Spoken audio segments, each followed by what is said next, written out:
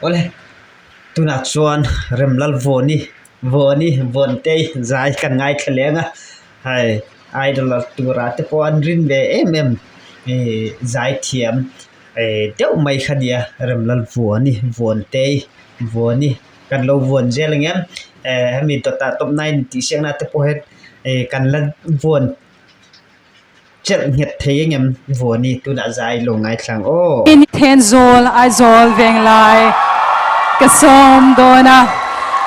zanina hian ching khwala bokaron ti dona ni kutbeng in hi lo lo mangu voni kan som ve lenga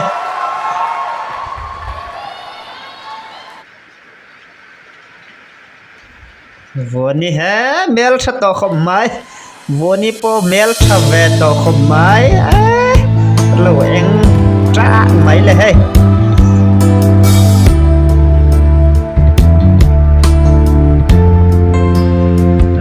dây lên to khom mai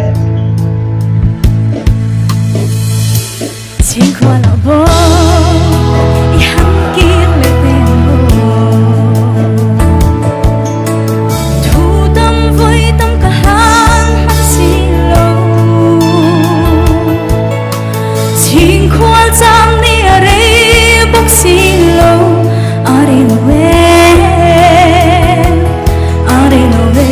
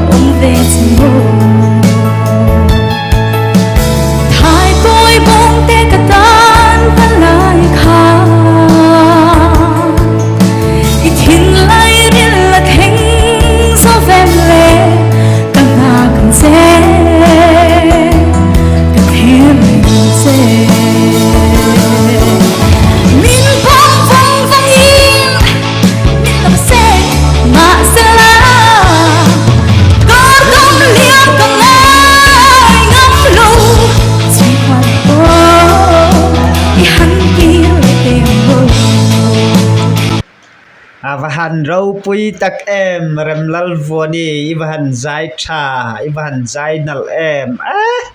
zani cho rau pui amu nom lam khom mai hai ilen ta zamwal tam karma ni se trăng đâu thế rau tha chuan kyang ka bel reng du takin ka pom phong se rin mong takin in ha tung ngo min phong phong in min lam se ma se la har kom liang kam ai ngam lo ching khwa bo i han ki le mo ching khwa bo ikir le mai te